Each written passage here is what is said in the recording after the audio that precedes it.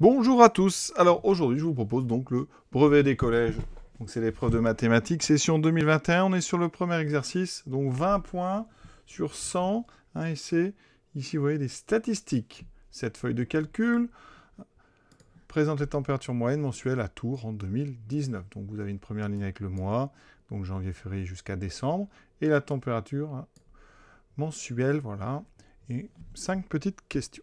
La première question, donc d'après le tableau, quelle est la température moyenne à Tours en novembre 2019? Alors j'ai fait un petit zoom ici.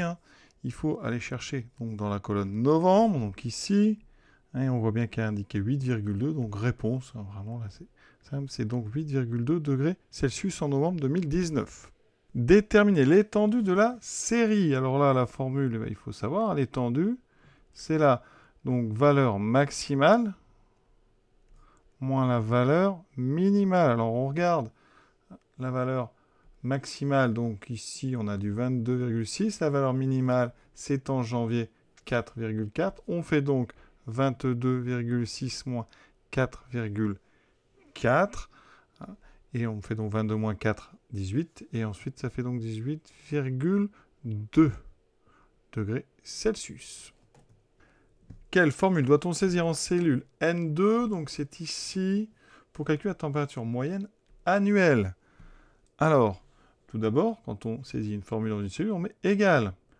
Et on va utiliser l'instruction moyenne. Donc vous pouvez écrire moyenne. Et ensuite, vous faites faire la moyenne pour toutes les cellules qui contiennent évidemment les températures. Donc les 12 cellules de janvier à décembre. Donc ça va être les cellules donc B2 jusqu'à la cellule. Donc ici, alors si là j'ai donc B2, j'ai donc là ici M2, donc on va mettre moyenne, on écrit B2, et pour dire qu'on va de B2 à M2, on met 2 points. B2, 2 points, M2. Voilà, ça c'est une des façons. Sinon, vous pouvez aussi, si vous n'avez pas, si vous avez oublié l'utilisation de moyenne, mais vous faites tout simplement à la main, B2 plus C2 plus D2 plus E2 plus etc. Vous écrivez tout. Alors normalement, sur votre copie, je vais le faire. Vous devez écrire les 12. F, G, H2, I2, J2, K2, plus L2, plus M2. Il faut écrire les 12. Et vous divisez, par contre, n'oubliez pas de diviser par 12. La somme des valeurs divisée par le nombre de valeurs. Donc je l'ai fait avec la calculatrice, ça donne 157,2 divisé. Donc 157,2 divisé par 12. Et ça donne exactement 13,1. Donc température moyenne 13,1 degrés Celsius. La température moyenne annuelle à Tours en 2009, donc il y a 10 ans, était de 11,9. Le pourcentage d'augmentation est-il de 7, 10 ou 13%? Alors pour justifier la réponse, on va le calculer. Le pourcentage d'augmentation, c'est une formule qu'il faut connaître. Donc entre 2009 et 2019, c'est donc la température moyenne en 2019, donc la température à la fin, donc 13,1, moins la température en 2009, donc on nous dit que c'est divisé donc par la température de départ. D'accord?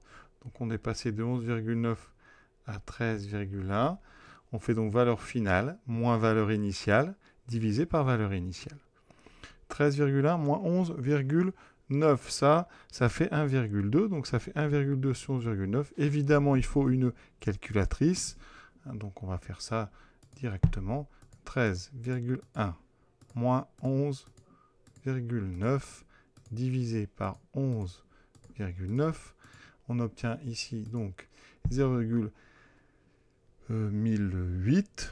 Alors si vous voulez des pourcentages, vous multipliez par 100 le résultat et vous obtenez donc 10,1%. Donc à peu près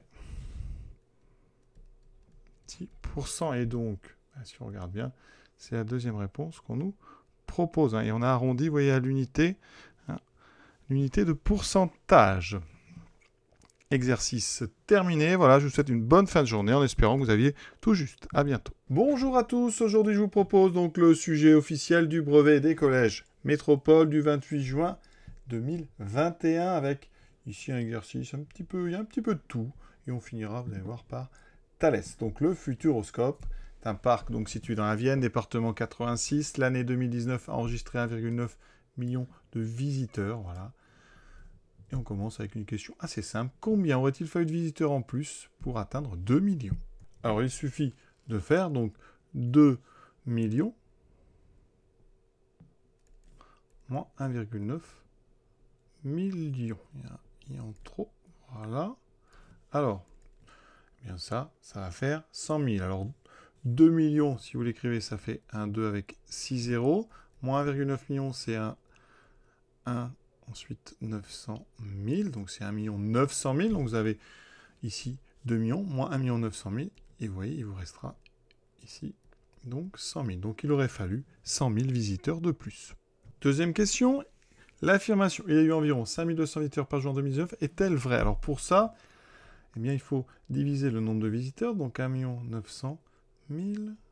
Voilà. Donc, visiteurs par jour, c'est donc le nombre de visiteurs divisé par le nombre de jours. Donc, on va mettre 365.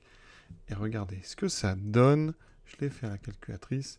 Ça donne ici à peu près, donc à peu près 5205, effectivement. Donc, l'affirmation, elle est vraie. Troisième question. Un professeur organise une sortie pédagogique au Futuroscope pour ses élèves de 3e. Il y a donc 126 garçons, 90 filles. Enfin, il veut répartir les 126 garçons et les 90 filles en groupes. Et il souhaite que chaque groupe comporte le même nombre de filles et le même nombre de garçons. Ça veut dire quoi? Il faudra donc des diviseurs de 126 et de 90. Donc, première question. Décomposer en produit de facteurs premiers les nombres 126 et 90. Donc ça, eh bien, on va partir tout de suite. Alors, 126, on va aller doucement. C'est donc 2 fois... Alors, 126 par 2, ça fait 63. Et 63, vous le connaissez, c'est 9 fois 7. Donc ça, c'est 2 fois 9 fois 7. Est-ce que c'est une décomposition en facteur premier? Non, parce que 9 n'est pas premier. Donc il faut continuer un petit peu plus en écrivant que 9, c'est 3 fois 3. Donc on a 2 fois 3 fois 3 fois 7 qui sont bien des nombres premiers. Donc ça, c'est la décomposition en produit de nombres premiers de 126. Pour 90, alors on va commencer par quoi? Déjà, ça finit par un 0. Donc 90... on peut dire que c'est 9 fois 10. Mais attention, ni 9 ni 10 ne sont premiers. Des nombres premiers, ce sont des nombres qui ont exactement 2 diviseurs. Donc le plus petit, c'est 2, ensuite c'est 3, puis 5, puis 7, puis 11. Ici, ça ne va pas. Donc 9, ça veut dire que on va l'écrire plutôt 3 fois 3. On l'a déjà fait juste avant. 10, on va l'écrire 2 fois 5. Et cette fois-ci, 3, 2 et 5 sont des nombres premiers. Ce sont même les 3 premiers. Donc on va écrire ça 2 fois 3 fois 3 fois 5. Pour ceux qui aiment les puissances, on peut écrire aussi 2 fois 3 au carré fois 7. Et ici, 2 fois 3 au carré fois 5. Maintenant, trouver tous les entiers qui divisent les deux. Et pour ça, il faut regarder les deux décompositions et voir ce qu'on a en commun. Donc, les deux décompositions ont le 2 et ça en commun. D'accord ? Donc, les diviseurs communs, eh bien, ça sera des diviseurs de ce nombre.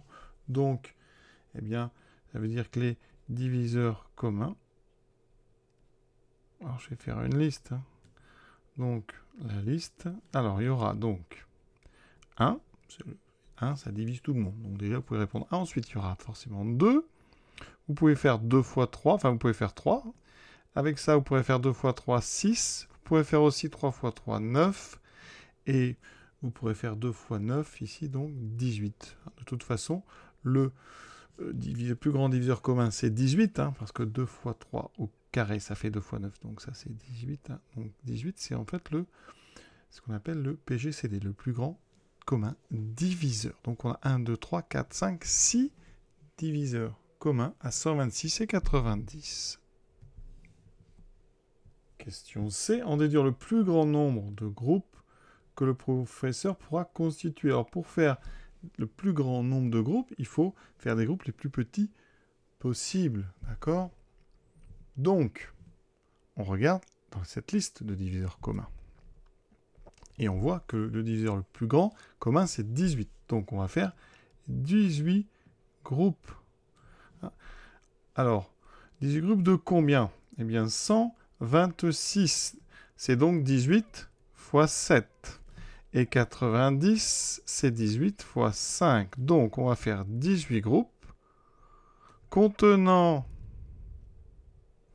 chacun. Alors, comme 126, c'est 18 fois 7, donc il y aura 7 garçons par groupe. 18 groupes de 7 garçons. Donc 7 garçons. Et avec vos 90, vous pouvez faire 18 groupes de 5 filles. Et 5 filles. Et on a terminé cette question C. Dernière question. 2 élèves de 3e, Marie et Adrien, se souviennent avoir vu en maths, c'est très bien, ils s'en souviennent, que les hauteurs inaccessibles pouvaient être déterminées avec l'ombre. Et donc, ils souhaitent calculer la hauteur de la gyrotour. Donc, Marie se place comme sur cette figure. Vous voyez, Marie, elle est ici, elle se place sur le point D. Hein, donc, DE, c'est une verticale. Et son ombre coïncide avec celle de la tour. D'accord?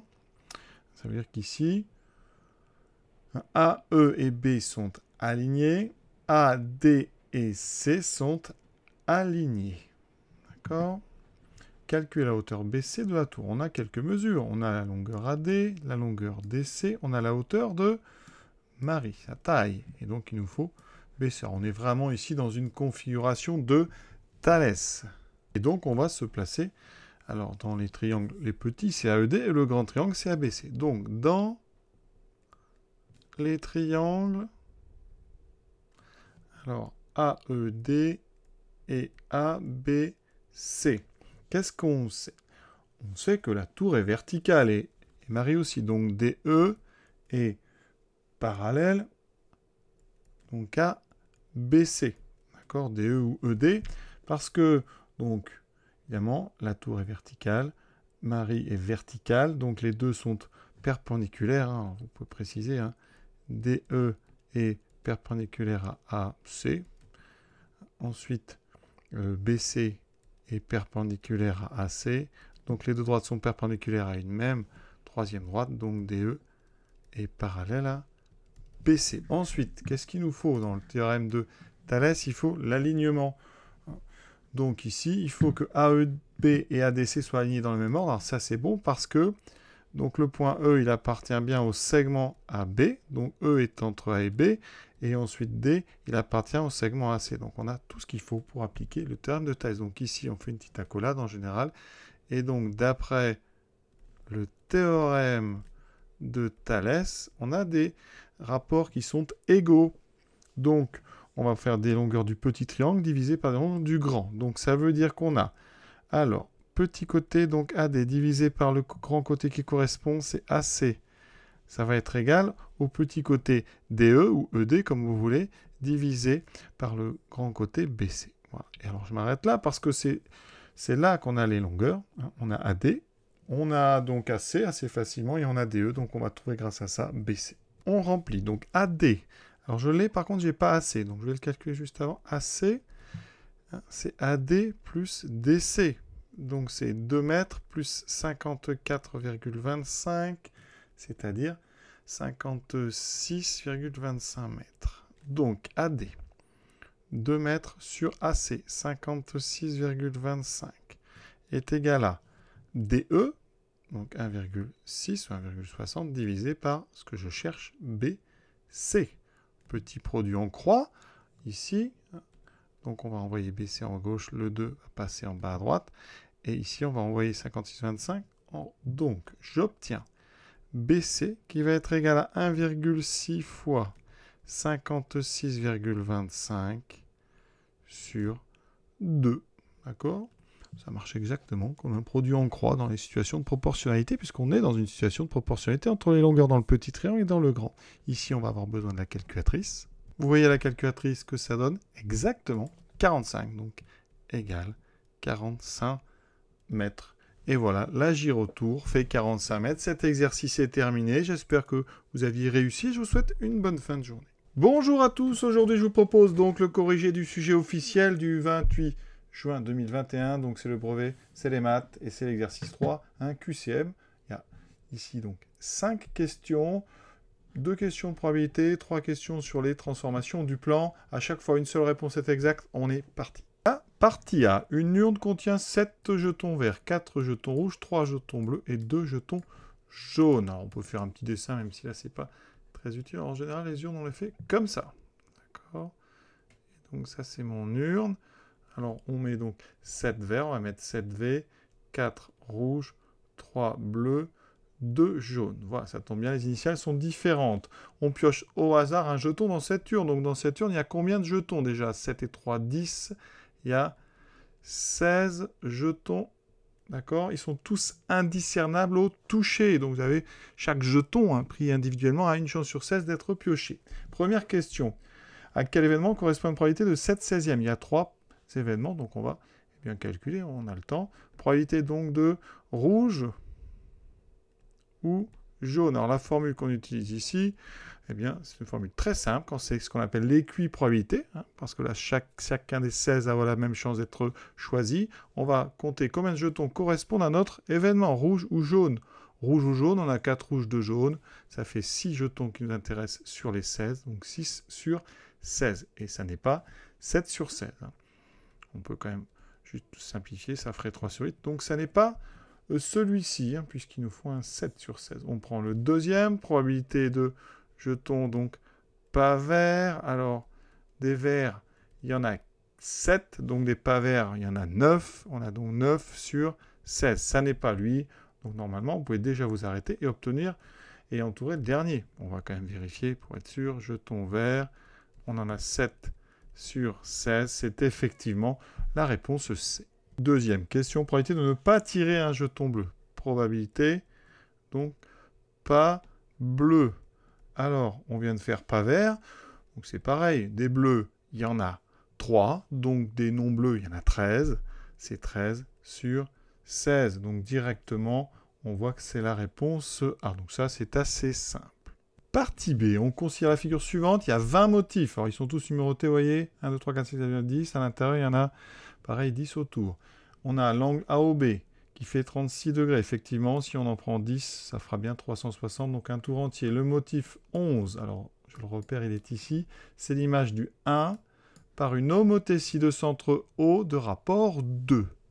Alors que je vous explique un petit peu une homothétie de centre O de rayon 2. Ça veut dire que l'image du point A, ça va être un point aligné avec O et A, mais qui sera rapport 2, donc 2 fois plus loin. D'accord? Donc ici, A, on doit trouver l'image de A 2 fois plus loin, donc ça va être ici. D'accord? Et B va être envoyé ici. Ce point-là va être envoyé ici. Donc vous voyez tout, eh bien, ce pentagone est 2 fois plus loin, 2 fois plus gros. Troisième question, quelle est l'image du motif 20 par la symétrie d'axe la droite D? Alors on va repérer la droite D. La droite D, vous voyez, elle est placée, c'est celle qui est horizontale et qui passe par le point O. Donc image du motif 20 par une symétrie axiale. Le motif 20, vous l'avez ici. Donc pour construire, eh bien, son reflet, c'est comme si on pliait, vous voyez, qui va se retrouver évidemment sur le motif 17. Pas la peine d'en raconter plus, je pense là c'est assez évident. Maintenant, quatrième question. Par quelle rotation le motif 3 est-il l'image du motif 1? Alors ce qui nous intéresse, c'est l'image du motif 1. Donc on va le retrouver, j'efface un petit peu tout. Donc c'est une rotation. Motif 1, donc je vais bien vous le montrer, il est ici. Le motif 3 est ici. On sent bien que c'est une rotation de centre O, d'accord? De toute façon, les 3 propositions qu'on nous fait sont des rotations de centre O. Alors, ici, l'image du point, par exemple, B, ça va être le point qui est ici. D'accord? Donc il faut voir de combien on a tourné. Sachant qu'ici on a 36. Le point B, donc vous allez partir d'ici. Vous tournez une première fois de 36, une deuxième fois de 36. Donc c'est une rotation de 2 fois 36, c'est-à-dire 72. Donc c'est la réponse B. Rotation de centre O d'angle 72. L'aire du motif 11 est-elle égale? Alors le motif 11, il est ici. Alors, est-ce que c'est le double de l'aire du motif 1? Le motif 1, il est là. Alors, c'est une homothétie de rapport 2. Donc, attention. Une homothétie de rapport 2 multiplie alors, les longueurs par 2. Mais attention, ça multiplie les R par 2 fois 2. Donc par le carré 2, c'est-à-dire par 4. Et ce n'est pas le cas ici, on n'en a pas besoin, mais les volumes sont multipliés par 2 fois 2 fois 2, par 8. Donc nous, c'est les R par 4, donc ça n'est pas doublé, c'est fois 4. Donc ça n'est pas la proposition 1. 4 fois l'air du motif 1.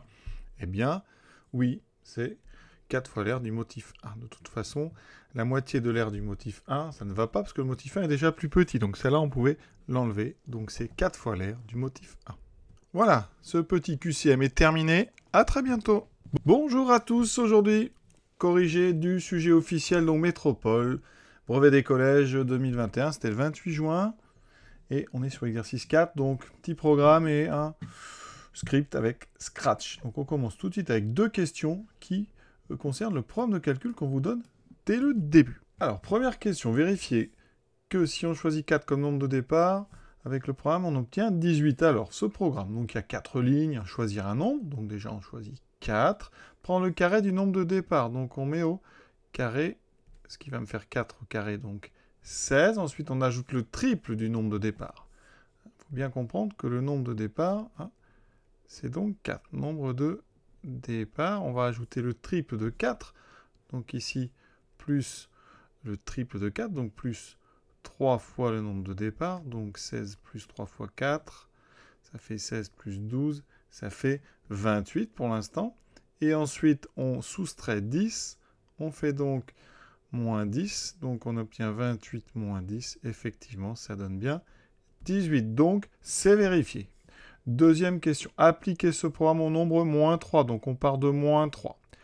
On met moins 3 au carré. Alors là, attention, moins 3, il faut mettre des parenthèses. Parce que moins 3 au carré, vous savez que ça fait moins 3 fois moins 3. On multiplie deux nombres négatifs. On obtient un nombre positif qui sera 3 fois 3, 9. Ensuite, on ajoute le triple du nombre de départ. Donc ici, on va ajouter 3 fois... Donc 3 fois moins 3. Il y a pas mal de moins.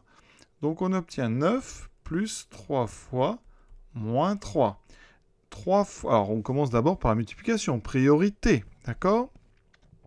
Donc ça donne 9. Et on doit faire 3 fois moins 3. On multiplie un nombre positif par un nombre négatif. J'obtiens un nombre négatif. 3 fois 3, 9. Donc ça fait 9 moins 9. Et ça fait donc 0. Et une fois qu'on a ce nombre 0, on fait la dernière étape. Alors je vais aller vers la gauche. On doit soustraire 10. Donc on fait 0 moins 10. Et donc on obtient moins 10. Donc si on applique ce programme au nombre moins 3, on obtient moins 10. Troisième question. Vous trouverez ci-dessous un script. Donc le voici, il faut le compléter. D'accord? C'est-à-dire compléter les lignes 5 et 6. Si vous remarquez, ici, c'est la ligne 5 et ça, c'est la ligne 6.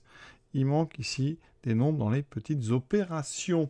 Et on doit reproduire donc le programme. Alors, ce programme, qu'est-ce qu'il nous disait? Prendre le carré du nombre de départ. Alors, ici, choisir un nombre. Donc là, ici, ça veut dire, c'est donc la ligne qui correspond à choisir un nombre. Ce nombre, il est rentré dans x. Et on fait ici x fois x. Donc là, effectivement, on prend le carré. Donc ça, c'est bon. Jusque-là, il n'y a rien à faire. On doit ajouter le triple du nombre de départ. Donc ici, on doit ajouter un autre nombre. À ce moment-là, il s'appelle y.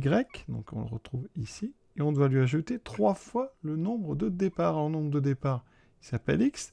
Donc ici, eh bien, on doit faire 3 fois le nombre de départ. Donc 3 fois x. Donc ça, c'est bon. On a bien fait triple. Donc plus le triple du départ. Et ensuite, on doit soustraire 10. Donc soustraire 10. Alors attention, on soustrait 10 à qui? Eh bien, à la variable dans laquelle est stocké notre y plus 3x, c'est-à-dire dans z. Donc on fait attention, on fait donc ici z moins 10. Voilà. C'est tout ce qu'il fallait faire. Et avant de faire la suite, il y a une petite variante ici qu'on pourrait utiliser. Vous voyez, à cet endroit ici, j'ai mis x, parce que là, on a mis le nombre choisi dans x. On, ici, pourrait finalement utiliser la touche qu'on a ici, réponse. Donc à la place de 3 fois x, on aurait pu mettre ici 3 fois réponse. Mais je crois que c'est plus naturel ici de mettre 3 fois x. Alors, on n'a plus besoin du programme. On veut maintenant déterminer le nombre à choisir pour obtenir 0 comme résultat final. Donc petit a, exprimer en fonction de x le résultat final. Donc petit a Alors, on part de x. Qu'est-ce qu'on fait? On a dit qu'on prenait le carré. À ce moment-là, on a donc x fois x, c'est-à-dire x2. Ensuite, on ajoute plus le triple. Donc, on va faire x carré plus 3x. Et là, on doit soustraire 10. Donc, on fait moins 10. C'est donc x carré plus 3x moins 10. Donc, résultat final, c'est égal à x carré plus 3x moins 10. Question B. Vérifiez que ce résultat peut aussi s'écrire sous la forme x plus 5 fois x moins 2. Alors, nous, on a x carré plus 3x moins 10. Donc, ce que vous pouvez faire, c'est développer x plus 5 fois x moins 2. Pour ça, c'est de la double distributivité, double distribution. On fait donc x fois x, puis ensuite x fois moins 2, et on fera ensuite plus 5 fois x et plus 5 fois moins 2. Ça me donne donc 4 termes. X fois x. Alors, je vais aller doucement. Ensuite, plus x fois moins 2, plus 5 fois x, plus 5 fois moins 2. On peut écrire donc x fois x, ça fait x2. Plus x fois moins 2, c'est donc moins 2 fois x. Donc on écrit moins 2x. Plus 5 fois x, ça fait donc plus 5x. Et 5 fois moins 2, on a donc un nombre négatif. 5 fois 2, 10. Il reste à réduire. Ici, vous avez 5x, vous avez moins 2x. Si on les ajoute, 5 moins 2, ça fait 3. Il reste donc plus 3x moins 10. Donc effectivement, c'est bien égal au résultat final qu'on a trouvé dans la question 4 petit a. Question C, quel nombre? Alors il y a un S, on ne sait pas s'il y en a plusieurs. Doit-on choisir au départ pour dire le nombre 0 à l'arrivée? Donc on résout avec un T. On résout donc résultat final égale 0. Pour ça, on va utiliser, bien sûr, la forme factorisée. D'accord? Donc, ça veut dire qu'on résout x plus 5 fois x moins 2 égale 0. Et ça, c'est ce qu'on appelle une équation pro de nul. Vous savez qu'un produit est nul si et seulement si l'un des facteurs est nul. Donc, ça égale 0 si et seulement si. Ça veut dire que c'est équivalent à résoudre x plus 5 égale 0 ou x moins 2 égale 0. L'un des facteurs au moins est nul, d'accord? Les deux peuvent être nuls, hein, parfois. Ici, ce n'est pas le cas, les deux ne seront pas nuls en même temps, parce que le x plus 5 égale 0, si j'enlève 5 des deux côtés, donc je vais faire x plus 5 moins 5 égale 0, donc moins 5. Oui, j'ai enlevé 5 des deux côtés. Ça me donne ici x, parce que 5 moins 5, ça fait 0, x égale moins 5. D'accord? Ou, ici, j'ajoute 2 des deux côtés, donc je fais plus 2, j'obtiens x égale 2. Donc, j'obtiens deux solutions qui sont moins 5 et 2. Donc, il faut choisir soit moins 5, soit 2 pour obtenir un résultat 0 à l'arrivée. Et cet exercice est déjà terminé. Je vous souhaite une bonne fin de journée à tous. À bientôt. Bonjour à tous. Aujourd'hui, je vous propose donc le sujet du brevet de maths session 2021. C'est le sujet officiel de Métropole, donc 28 juin pour être précis. Exercice 5. Donc, la production annuelle de déchets par Français est de 5,2 tonnes par habitant en 2007.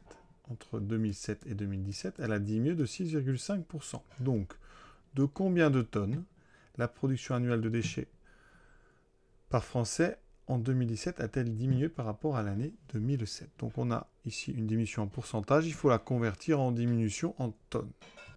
De combien de tonnes la production a-t-elle diminué? Eh bien, on avait 5,2, on a perdu 6,5, donc on va multiplier pour savoir combien on a perdu, de combien ça a diminué. On fait 5,2 fois 6,5 sur 100.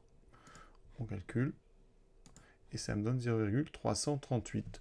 Donc, on va mettre 5,2 fois 6,5 sur 100, et donc égal à, eh bien, 0,338. Alors, c'est des tonnes, donc c'est moins d'une tonne, c'est donc 0,338 tonnes. Première question, déjà terminée. Deuxième question, pour continuer à diminuer leur production, de nombreuses familles utilisent désormais un composteur. Et une des familles a choisi le modèle ci-dessous. Donc vous avez un pavé droit, et au-dessus un prisme droit, qui n'est pas à l'échelle. Voilà. On a une contenance d'environ 0,5 m3. On souhaite vérifier cette information. Donc, vous avez un plan de côté. Dans le trapèze ABCD, calculez la longueur CH. Donc, c'est cette longueur qui est ici. Alors, ce qu'on peut dire, c'est que ABHD est un rectangle. D'accord? Parce que c'est un trapèze rectangle, on a un angle droit, hein, ABH, hein, donc cet angle il vaut 90 degrés. D'accord? Donc ici on a un trapèze rectangle. Ça veut dire qu'ici, hein, BH vaut AD, qui vaut donc 39 cm. Ça veut dire que la longueur BC qui vaut 67 cm, eh bien je vais la couper en deux en fait. Donc je vais dire que CH, c'est la longueur BC, ou CB, moins HB. Ça veut dire que c'est 67, le grand côté, moins le petit côté, 39. 67 moins 39, alors on fait 67, par exemple, moins 40, plus 1. Donc 67 moins 40, ça fait 27, plus 1, ça fait 28 cm. Alors je l'écris sur ma figure. D'accord, ici j'ai donc 28 cm. Et là j'ai 39 cm. Montrer maintenant que la longueur DH est égale à 45 cm. Alors, regardons la figure DH, c'est ici. Hein. Et vous avez ici un joli triangle rectangle en H. On a l'hypoténuse, 53, on a CH, 28, donc on va utiliser le théorème de Pythagore. Donc, dans le triangle DHC, rectangle en H, on sait donc que DH carré, hein, donc on va mettre d'après le théorème donc, de Pythagore, DH carré est égal à DH carré, plus CH carré, c'est les deux carrés des côtés, ça sera l'hypoténuse au carré. Donc, CD carré. Conclusion. DH carré. Alors, moi, je cherche DH. C'est donc CD carré, c'est-à-dire 53 au carré. Et ici, j'ai plus CH, donc je vais l'enlever des deux côtés, donc je le retrouve à droite. Donc, moins CH carré, donc moins 28 au carré. Donc, à la calculatrice, je vais estimer 53 au carré moins 28 au carré. Oui, ça me donne donc 2025. Ensuite, je prends la racine carrée de 2025. Et ça donne 45, ça tombe juste. Donc, j'écris tout. Ici, 2025. Donc, comme ça, c'est le carré de DH. DH vaut racine carrée de 2025 qui tombe exactement juste. Ça fait 45 cm. Donc, je mets ça sur la figure et on peut continuer.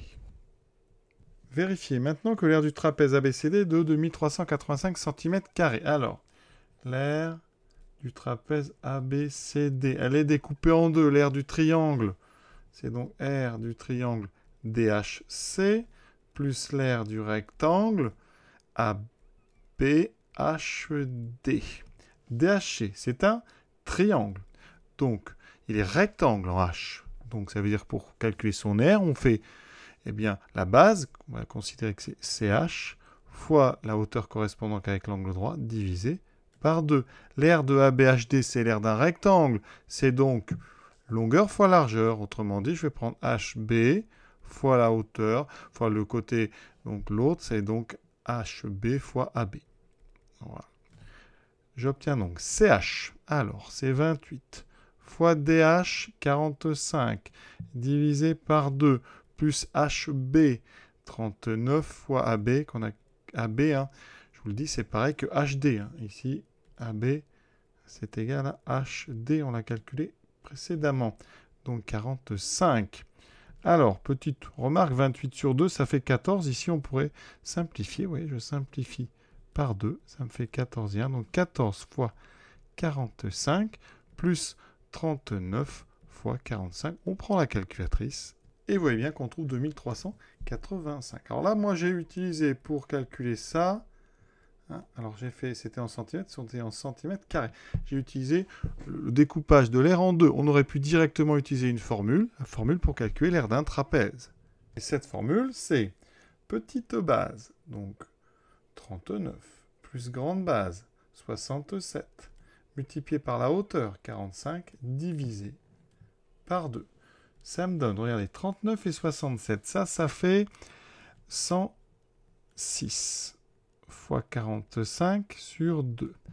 106 sur 2, ça fait 53 fois 45. Et regardez ce que j'avais fait moi, eh bien, j'aurais pu, alors c'est juste pour vous préciser, j'aurais pu factoriser, vous voyez, par 45. J'ai un facteur commun ici.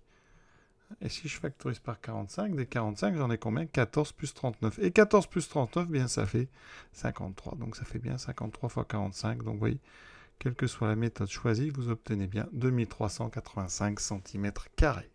Alors je l'avais oublié, mais effectivement, vous donnez dans le texte, ici, un petit rappel, l'aire d'un trapèze, celle que je viens d'utiliser, petit côté plus grand côté, fois hauteur sur 2. Donc c'était évidemment comme ça qu'il fallait faire, si vous vouliez réinvestir le rappel qu'on vous a donné. Mais vous pouviez très bien calculer le petit triangle et le rectangle, et ça marchait tout aussi bien. Alors maintenant, on s'attaque au calcul du volume. Alors, on vient de calculer l'aire donc de notre trapèze. Ce trapèze, il est ici, vous le voyez bien. Il a une aire de 2385 cm². Bien, il se trouve que si vous considérez le volume du prisme, le prisme, c'est en fait un prisme de base, justement, ce trapèze. Donc, tout l'intérêt d'avoir ce trapèze.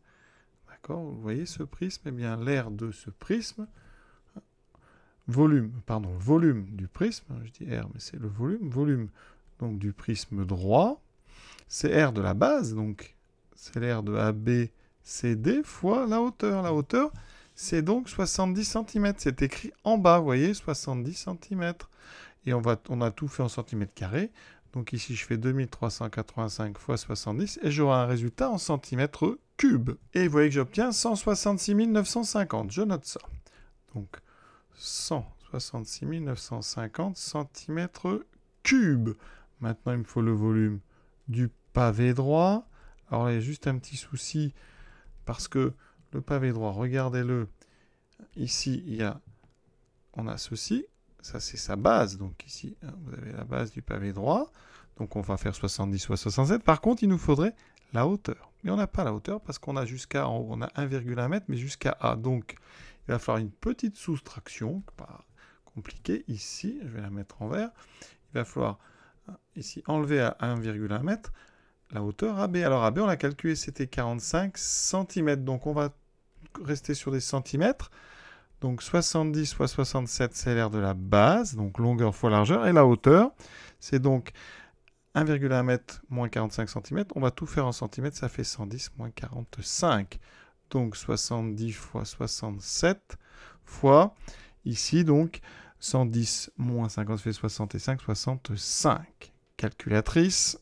On trouve 304 850, donc 304 850 cm3. Donc le volume du composteur, alors pour l'instant on va l'avoir en centimètres cubes, donc il faudra convertir, c'est donc 166 950 plus 304 850. On prend une calculatrice bien sûr, on va donc ajouter à 304 850 le premier, 166 950, on obtient donc 471 800. 471 000, donc ici c'est en centimètres cubes, 471 800 centimètres cubes. Maintenant on va le convertir en mètres cubes. Et donc pour ça, eh bien, on fait un petit tableau de conversion, ce sera beaucoup plus simple. Donc là on a les mètres cubes, d'accord, rappelez-vous, ici on a 3 colonnes pour les décimètres cubes, 3 colonnes pour arriver au donc centimètres cubes, d'accord, décimètres cubes, centimètres cube.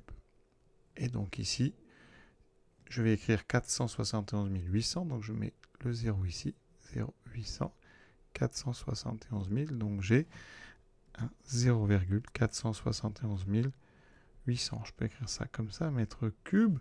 Donc effectivement, c'est à peu près 0,5 mètres cubes si on arrondit à un chiffre après la virgule. Donc l'affirmation, elle est effectivement, on va dire qu'elle est vraie. En ce qui concerne les conversions, vous pouvez aussi faire autrement en considérant que 1 mètre cube, c'est un cube de 100 cm par 100 cm par 100 cm, ce qui fait 6 zéros. Donc 1 mètre cube, c'est 1 million de centimètres cubes. Donc vous aviez 471 800, donc ça fait effectivement 0,4718. Voilà, cet exercice est à présent terminé. J'espère que ça vous a plu. À très bientôt.